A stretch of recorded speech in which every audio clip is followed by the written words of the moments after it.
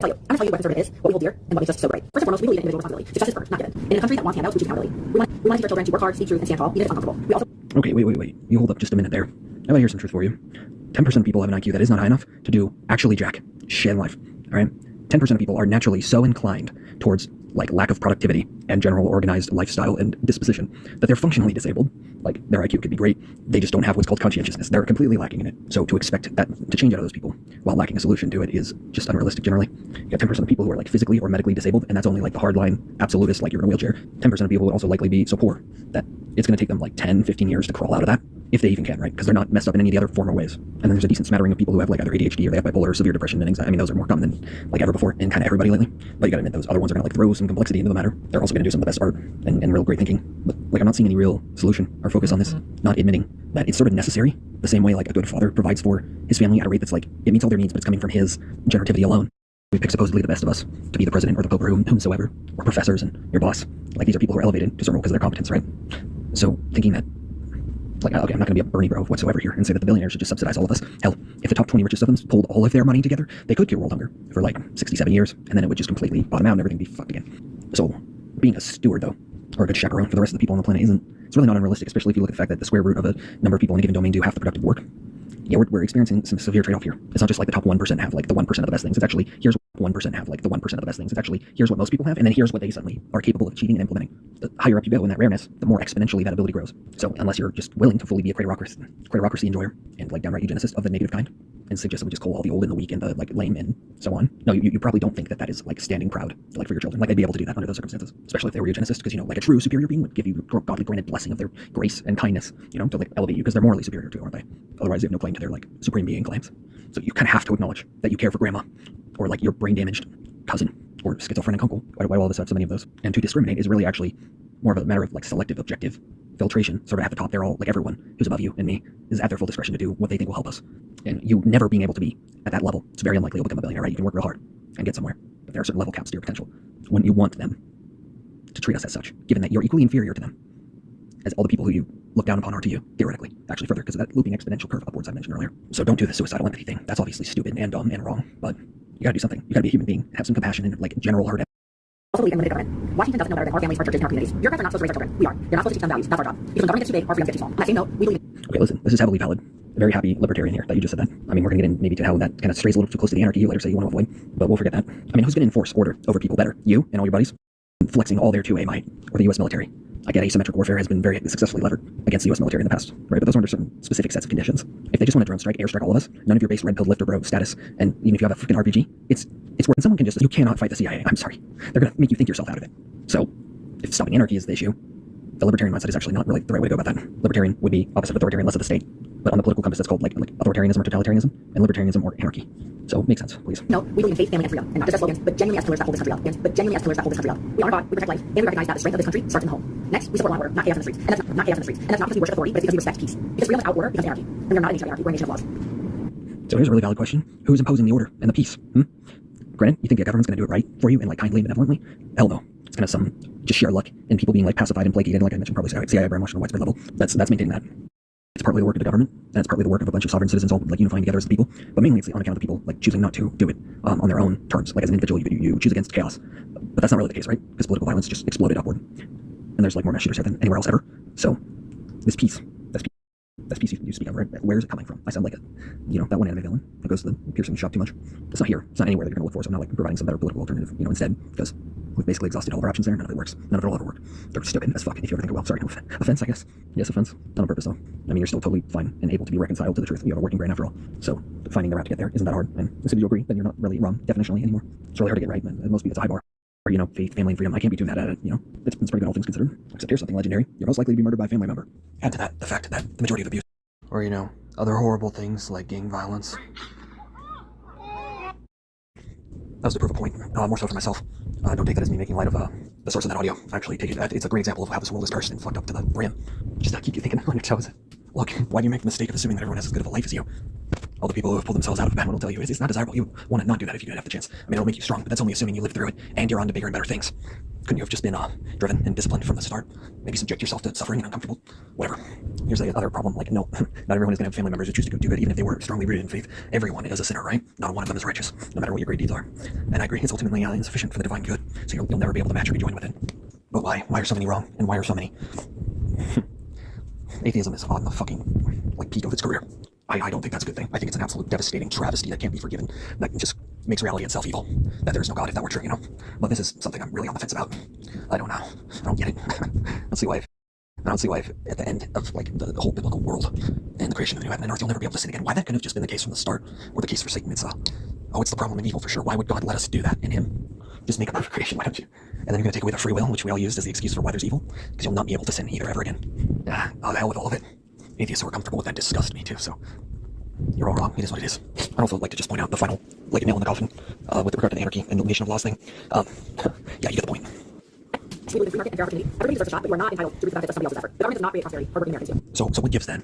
You really don't think that with great power comes great responsibility, do you? You're just going to ignore that, like, moral pillar of truth. Doesn't matter if it never else moral pillar of truth. Doesn't matter if it never else it might be for Paul or something else. But yeah, like people who are maliciously just letting off the system. That's not so good. But get mad at the government about it, maybe, who will literally come to your house and home invade you and rob you if you don't do your taxes in accordance with their wishes and will and whims. And they're the ones deciding how to distribute out all your money. You'd say, oh, well, I can elect Congress and people in my Senate to offset this, but then why did all the money start getting ruined under Biden and going to abjectly insane causes for foreign nations? Like, if the change of that administration is what caused that, what hope and why hope do you have in faith in the Congress and Senate? There's some things that are removed above your family and household's ability to influence. It sucks. I think we should all have more autonomy, but that doesn't make it true, unfortunately.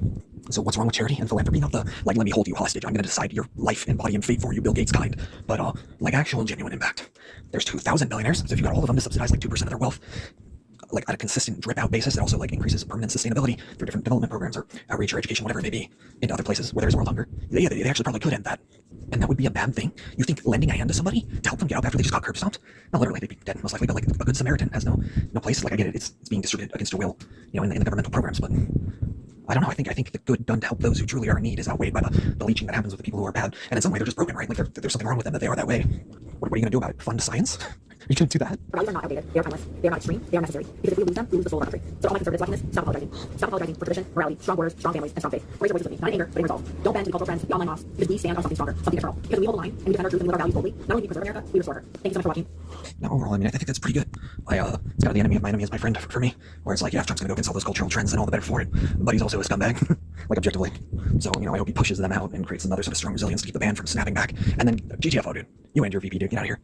Palantir funded ass. Bunch of fake posers. This is evil Morty as hell, dude. Using Christian value. You know a serial killer did that? You know how many people did that? Hitler, like, actually likened, not inaccurately in this case.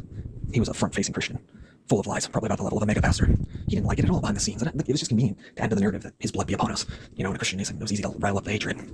I do think in order to get to that which is transcendent and reaches escape velocity into the better heavenly future for all of humanity, which would be eternal, and you're onto something, you're getting close, getting warmer, then yeah, you must restore the jumping off point of what was fundamentally a good starting condition to achieve that, like, upward outcome instead of the middling, mediocre nightmare, or the well-deserved and merciful, but ultimately not so good, like ontologically speaking and teleologically speaking, like downward spiral, fizzle out with a whimper.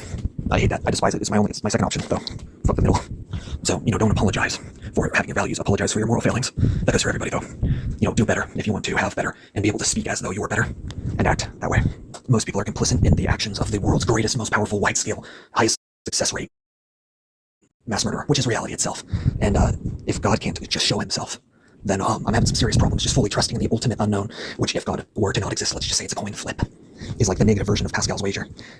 You had some faith, but ultimately it was senseless, needless torturing and suffering before being consigned to the eternal void of oblivion against your will, innocently, from a baseline of involuntarism. That's not consent, that's of the soul, you know, fill in the word. So I can't take that risk, basically a 50-50 split, even if it's 99% split, even if it's 99% God's real. That's too big of a risk to fucking take. But no one sees this. They're just passive, accepting sheep, and they'll take what's coming. To some extent, they're helpless to do anything but that, which is not good. It's sad. It's really a tragedy, the way I see it. But if anything, just apologize for not being good enough to stop that for your children and for all those who have fallen just so you could exist, and for everyone to come. You lose the good outcome. You forget about it. It's just lost in the mess and the noise of history. And if there is any future for all of us to focus on, all these banal, trivial, fleeting trite things, it's the opposite of morality. You know. That's what I think. Wish I could tear apart the other side, but maybe another time. The fact is, some people just can't do what you're proposing they do. They are not on an even, equal, starting level playing field. Not everybody's getting a fair chance. All the corporations and the government are rigging the game. they have it completely leveraged against you. For all it's worth, it's a lot of weight pushing down upon all of us. Some people just can't do what you said we should do. And I said earlier, some people who have really been through it will tell you that's not something you want. Some will say that it was good. They'll look back on it almost fondly. It's very easy to romanticize your suffering. That's why emo people exist. But it doesn't mean that it's true. And if you're really traumatized, you would never, ever suggest that you go to war and see people die who you loved to build your character. What's the threshold of cutoff for, on that point of the continuum? Where do you draw the line? Should we all be in just constant unabated euphoria? Probably not. However, you can always just reset your baseline with advanced technology, and that kind of fixes that issue. But yeah, we're not even close to that. We should be able to decide if we don't live forever and feel internal pleasure. We should be able to make the choice that we don't have to do that if we don't want to. Instead, we're left with no choice but to agonize in pain. And maybe you don't. But another 10% of people, those outliers, where it's extreme levels of sheer qualitative suffering. They're neurotic, they hate their life, they're in pain, scared constantly all the time. Who are you? You've never felt anything you've never been someone even remotely close to that, so don't pretend to know. If people in general aren't entitled to the results of other people's work, you're not entitled to have work employment around the world. What did you do? The world you walk, that is, what you do to earn and deserve that. Did you pay for that all with your own money? Yeah, you sacrificed hours of your valuable life in order to pay a grocery store or pay the farmer. But they don't have to give it to you. Why should they? They worked hard to earn that. You're not entitled to that. You're not entitled to a doctor's care even if you're dying. Your life has no meaning, and insurance companies can decide you're not worth 250 grand. Isn't that nice? Why are you entitled to exist? All the generations that actually fought for things, they give you your life, you didn't get it. All the brilliant, high IQ, and morally and hardworking people wouldn't do this because it's against their fundamental nature. They don't have to give you shit. Laptop was invented? Nah, not for the general public. We're not even selling it. You didn't invent air conditioning. No, you couldn't even install it. If you can't protect yourself from foreign governments, I think that you're bad. Forget the US military. No, you pay for that. The same way a poor and leader can pay with their blood for your inaction. But you don't get it anyway, though. That Jesus said to help the needy. Did you not? Where are you? You are a hypocrite Pharisee for real. You'd rather listen to Paul. Paul over Jesus. Why aren't you Paulstian? Those who do not work will not eat. Yeah, it's really easy for you to say Paul without factory farming. How you were going to starve anyway. We've kind of gone to a much better point than that. We're not all the way there yet. Obviously, since the disadvantage you're suffering, what are you going to do? Is that the will of the Father? If it is, we have some serious questioning. I need to pursue here. All for those who the will of my Father do. You turn a blind eye to all of these. Really, God would be that mad at us if we created transhumanism and become small G gods. We're you made I'm proud of you, son. We're not doing it in a perfect way. We can't try a super intelligence and be we actually got though. Hell no, you're gonna get destroyed. You're gonna get smoked by the causal nature of your own metaphysical existence. God doesn't even need to step in. It's gonna be scarred, Lion King, hung by a rope and red ass. It's not sin to try to be God to save yourself if he's not coming when you really need it. It's like a kid who grew up too quick and a parent being I'm gonna actually kill you for not doing my job. Or for me not doing my job, rather. And you having to. As long as we don't let Satan in the machine, that we should be fine. Which is also, you just don't want to do that. Symbolically. There's no proof of that, dude. So many people died scared. You know what I mean? How you couldn't even count it. Literally, you couldn't. It's not a matter of incompetence. You don't have the time. Much less could you feel all that existential angst in my prison. Are you gonna take maybe? If God was good, he would show himself to those who ask any confirmation. You're gonna make the smart and the skeptical and the rational, and you're gonna make them just to hell them. That's their fate. You're gonna make evil people knowing they'll never repent. Why?